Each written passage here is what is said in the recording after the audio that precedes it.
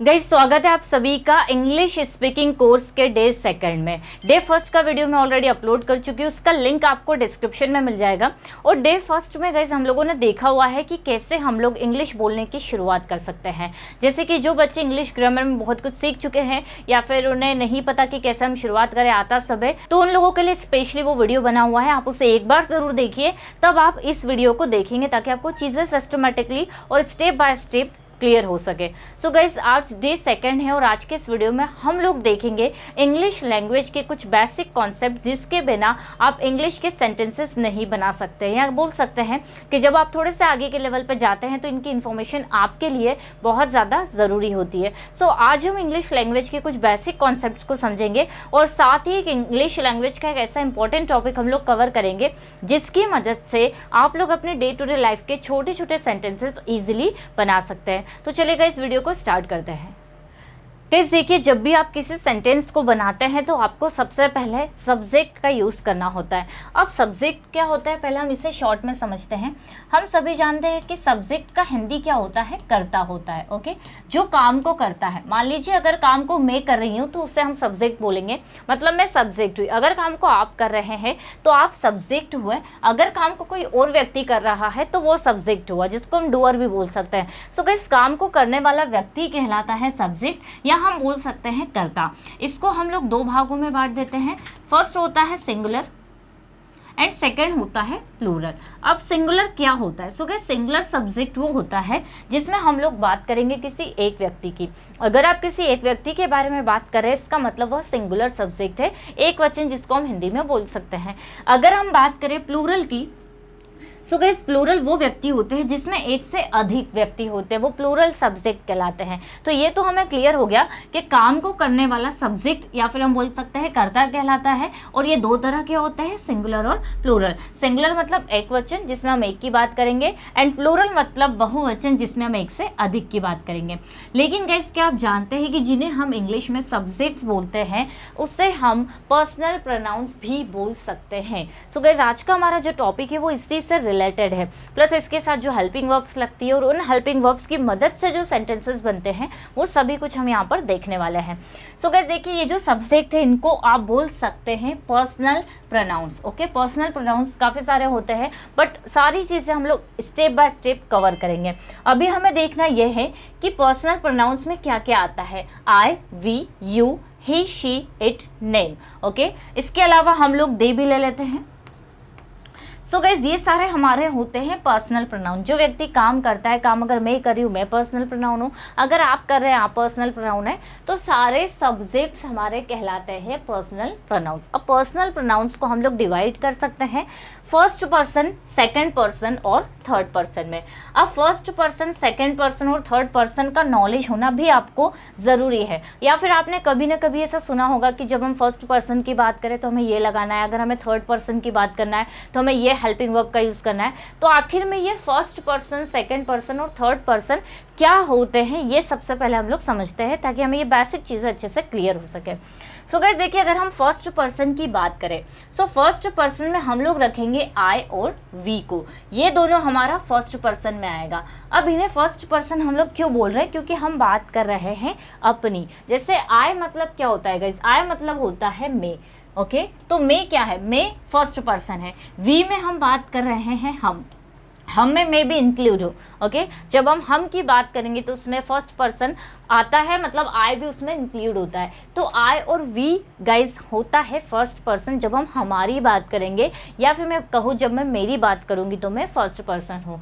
अगर हम बात करें सेकंड पर्सन की, सो गाइस सेकंड पर्सन में हम लोग यूज़ करते हैं यू को। यू मतलब कौन? Second person. हम किसी दूसरे व्यक्ति की बात कर रहे हैं, राइट। मैं आपसे अगर बात करी तो आप क्या है? आप सेकंड पर्सन है, जिसको हम हिंदी में तुम या आप बोल सकते हैं। मतलब अगर हम यू की बात करें तो यू का हिंदी तुम या आप दोनों होता है, ठीक है। तो यू का हम सबसे पहले हिंदी देख लेते हैं। यू को हम तुम या फिर आप दोनों के लिए यूज़ कर सकते हैं। सो गाइस ध्यान रखें, सेकंड पर्सन कौन होता है? यू होता है। यू को हम लोग सेकंड पर्सन में रखेंगे, जिसमें हम बात कर रहे हैं तुम या आपकी। तो मैं बात कर रही हूँ आपसे, मैं फर्स्ट पर्सन हुई। मैं आपसे बात कर रही हूँ, आप कौन हुए? Second person. अब हम बात करेंगे थर्ड पर्सन की।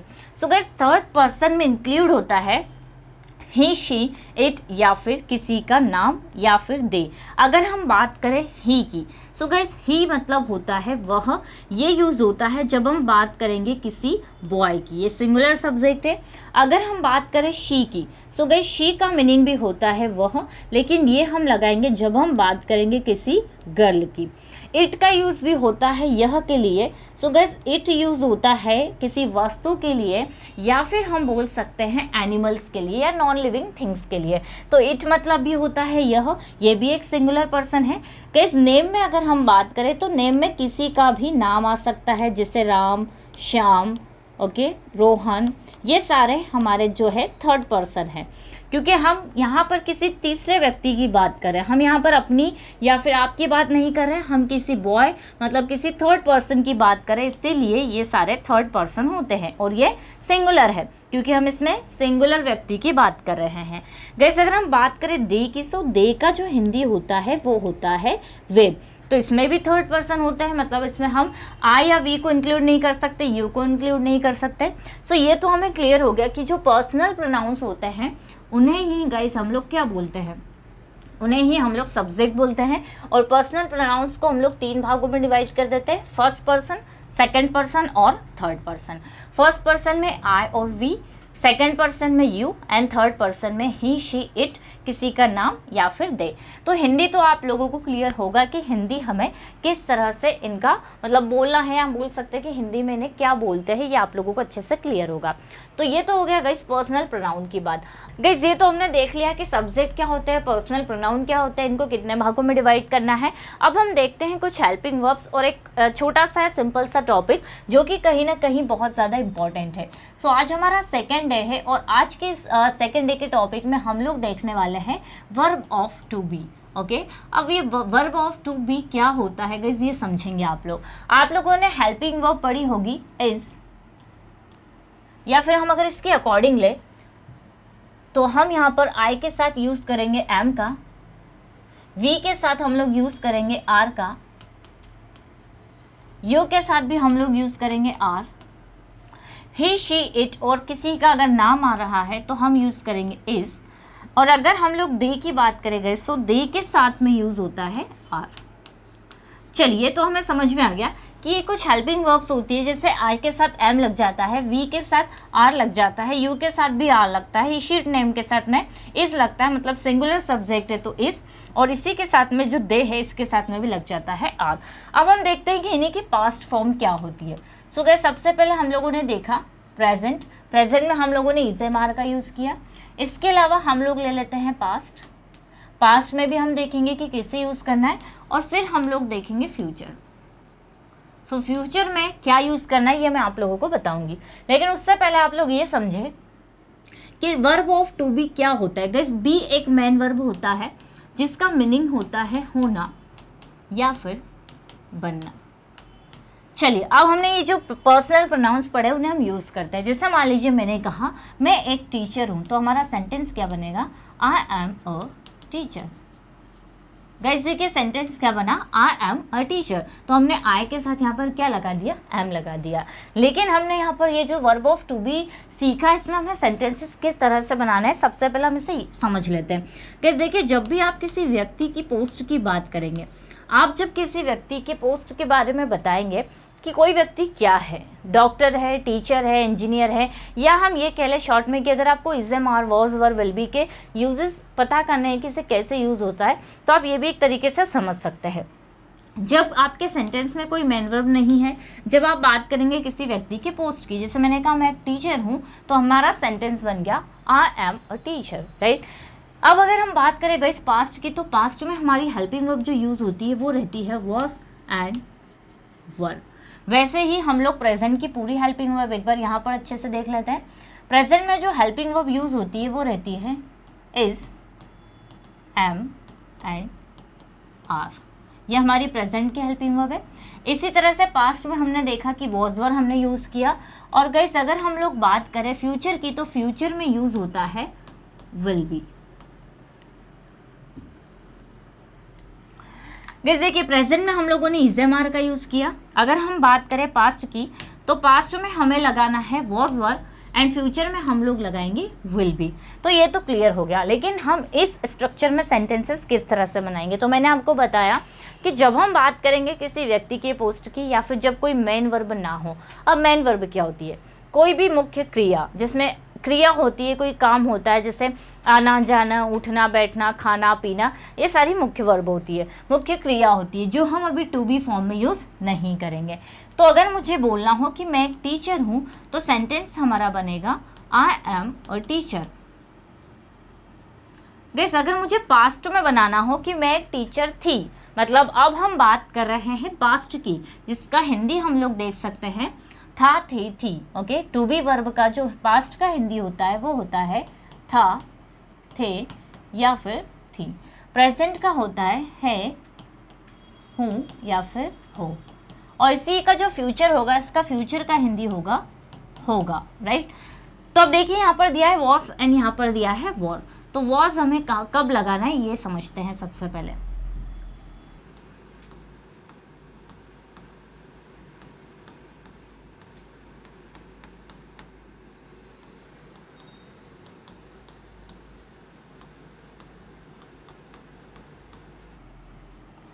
गाइस देखिए, हमें वॉज और वर को कहाँ यूज करना है पहले ये समझ लेते हैं। देखिए, वॉज जो है वो सिंगुलर सब्जेक्ट के साथ में आएगा, जैसे आई, ही, शी, किसी का नाम या फिर इट, इस सभी के साथ में हमें लगाना है वॉज। अगर हम बात करें प्लूरल सब्जेक्ट यू, वी और दे, तो गाइस इनके साथ में हमें यूज करना है वर का। ये आप ध्यान रखिए, इतना आपको याद रखना है। फिर चाहे कोई भी टेंस हो या फिर हम बोल सकते हैं कोई भी स्ट्रक्चर हो जहाँ वॉज और वर दिया है, उसके ये कॉन्सेप्ट को आपको ध्यान रखना है, ये हर जगह सेम चलता है। इसके अलावा फ्यूचर की बात करें तो फ्यूचर में आपको सभी के साथ में बी लगाना है। बाकी इज एम आर को कहाँ यूज़ करना है ये यहाँ पर मैं मेंशन कर चुकी हूँ। तो अगर आपको बोलना हो कि मैं एक टीचर हूँ तो आई एम अ टीचर, लेकिन पास्ट में आपको बनाना हो कि मैं एक टीचर थी तो आप बोलेंगे आई वॉज अ टीचर, क्योंकि आप बात कर रहे हैं पास्ट की। सो हमारा सेंटेंस गाइस कुछ इस तरह से बनेगा, आई वॉज अ टीचर, मतलब मैं एक टीचर थी। अब आपने वॉज क्यों लगाया? क्योंकि आप बात कर रहे हैं पास्ट की, ठीक है। तो आपने यहाँ पर देखिए फर्स्ट पर्सन के साथ में लगा दिया वॉज, या हम ये बोल सकते हैं सिंगुलर के साथ में आपने लगा दिया वॉज। अगर हम बात करें मैं टीचर होंगी कुछ सालों बाद, आप फ्यूचर की बात कर रहे हैं, सो गाइस फ्यूचर में आपको क्या लगाना है? Will be. जैसे आपका सेंटेंस बन जाएगा, I will be a teacher. Okay, I will be a teacher, ये आपका बन गया फ्यूचर का सेंटेंस। तो देखिए, प्रेजेंट में आपने कहा आई एम अ टीचर, मैं एक टीचर हूँ। आई वॉज अ टीचर, मैं एक टीचर थी। फ्यूचर में आपने कहा मैं एक टीचर होंगी तो I will be a teacher. उसी तरह से हम एक और सेंटेंस देख लेते हैं। जैसे हमने कहा वह अभी बिजी है, तो हम बोलेंगे शी इज बिजी नाउ। कैसे कि शी इज बिजी नाउ। इसी सेंटेंस को हम लोग पास्ट में कन्वर्ट कर देते हैं कि वह एक टीचर थी। ओके, पास्ट में। तो गाइस हमारा सेंटेंस क्या बन जाएगा? शी वॉज अ टीचर, यहाँ बोल सकते हैं वो बिजी थी तो शी वॉज बिजी। उसी के अलावा हमें फ्यूचर में बनाना हो कि वह बिजी रहेगी कल, तो हम बोलेंगे शी विल बी बिजी। सो आप यहाँ पर एक चीज़ नोटिस करिए कि यहाँ पर कोई भी मेन वर्ब नहीं आ रही है। जैसे हम अगर बात करें कम, तो कोई मेन वर्ब यहाँ पर यूज़ नहीं होगी। गो, कोई मेन वर्ब यहाँ पर नहीं है।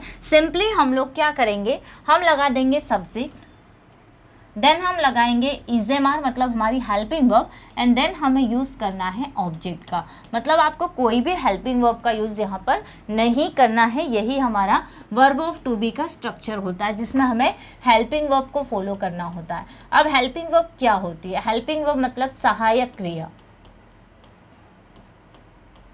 जो आपके सेंटेंस को बनाने में मदद करती है। जैसे इजेमार क्या है गाइस? इजेमार आपकी हेल्पिंग वर्ब है।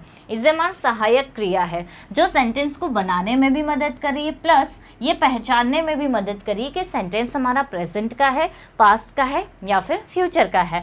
मान लीजिए अगर आया शी वॉज बिजी, तो यहाँ पर देखिए शी वॉज बिजी अगर आता है तो आप वॉज से पहचान जाएंगे कि ये हमारा सेंटेंस जो बना है ये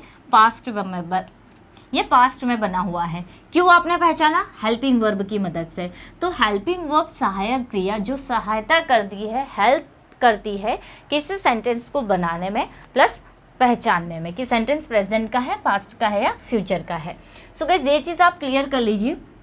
वर्ब ऑफ टू बी में हमें ये वाला इज एम आर वॉज और विल बी के स्ट्रक्चर्स को फॉलो करना है, प्लस कोई मेन वर्ब इसमें नहीं आएगी।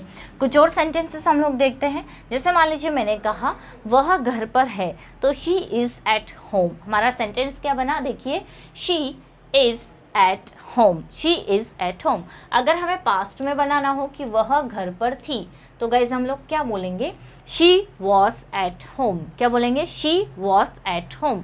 अगर हमें सी का फ्यूचर सेंटेंस बनाना हो कि वह घर पर होगी, तो गाइज हमारा सेंटेंस कुछ इस तरह से बनेगा, she will be at home. Okay, she will be at home मतलब वह घर पर होगी। ये आया समझ में। इसी के अलावा हम लोग देखते हैं, वह मेरा दोस्त है तो he is my friend, he is my friend. अब आप आइडेंटिफाई करिए कि ही कौन सा पर्सन है, ही थर्ड पर्सन है, ठीक है। तो वह मेरा दोस्त है, ही इज़ माई फ्रेंड। वह मेरा दोस्त था, तो गाइस सेंटेंस क्या बन जाएगा, ही वॉज माई फ्रेंड। वह मेरा दोस्त होगा, तो हमारा सेंटेंस हो जाएगा, he will be my friend. तो हमने यूज़ कर लिया प्रेजेंट पास्ट फ्यूचर किन की मदद से, इन हेल्पिंग वर्ब्स की मदद से। ये जो सारा आप देख रहे हैं क्या है, हेल्पिंग वर्ब है, और इन्हीं की मदद से हम लोगों ने क्या किया, सेंटेंसेस बनाए। किनका यूज़ करके, पर्सनल प्रोनाउन का यूज़ करके। कुछ और सेंटेंसेस देखिए, जैसे वह अभी यहाँ है, तो शी इज़ हियर नाउ। या फिर वे अभी यहाँ है, तो वे के लिए हम लोग बोलेंगे दे, तो they are here, they are here. हमें बनाना हो पास्ट में, वे यहाँ थे। सो गाइस देखिए, दे के साथ हमें क्या लगाना है, दे के साथ हमें लगाना है वर। तो वे यहाँ थे, दे वर हियर। और फ्यूचर की हम बात करें, वे यहाँ होंगे, तो हम लोग क्या बनाएंगे sentence, they will be here, they will be here, right. So अभी गाइस लास्ट में आप लोगों के लिए कुछ एक्सरसाइज है जो आपको सॉल्व करनी है इन हेल्पिंग वर्ब की मदद से। हम बोल सकते हैं जो सारे सेंटेंसेस आपको मिलेंगे वो सारे सेंटेंसेस आपको इन हेल्पिंग वर्ब की मदद से सॉल्व करने रहेंगे। उसमें दो चीज़ आप ध्यान देंगे कि एक मेन वर्ब उसमें नहीं रहेगी, सेकंड सारे सेंटेंसेस हमारे वर्ब ऑफ टू बी के रहेंगे, राइट, क्योंकि हमने ये वाला टॉपिक आज कंप्लीट किया। सो गाइस आज के इस वीडियो में हम लोगों ने देखे पर्सनल प्रोनाउंस, उसमें कितने हम बोल सकते हैं पर्सन्स होते हैं, कुछ हेल्पिंग वर्ब का नॉलेज हमने लिया, और हम बोल सकते हैं इसी के साथ साथ हमने वर्ब ऑफ टू बी को समझा। तो डे सेकेंड में जो टॉपिक हमने कंप्लीट किया है, आप आज से ही इनमें सेंटेंसेस बनाना शुरू कर देंगे। उसकी प्रैक्टिस के लिए आपको काफ़ी सारे सेंटेंसेस मैं दे रही हूँ, आप उनको बोल बोल कर रिपीट करिए, मुझे कमेंट सेक्शन में भेजिए ताकि मैं देखूँ कि आप कितने अच्छे से सेंटेंसेस बना पा रहे हैं। मिलते हैं गाइस नेक्स्ट वीडियो में। आप इसी तरह के वीडियोज़ अगर देखना चाहते हैं तो चैनल को सब्सक्राइब कर लीजिए और वीडियो को शेयर कर दीजिए। अगर आपको अच्छा लगा है तो इसे लाइक भी कर लीजिए। थर्ड डे का वीडियो आपको मिल जाएगा, और डेली मेरे वीडियोस आपको मिलेंगे 8:30 के अराउंड, 8:30 PM के अराउंड। तो आप लोग ज़रूर देखिए, बेल आइकन को आप लोग प्रेस कर दीजिए ताकि आपको नोटिफिकेशन मिल जाए जब भी मेरा कोई नया वीडियो अपलोड हो।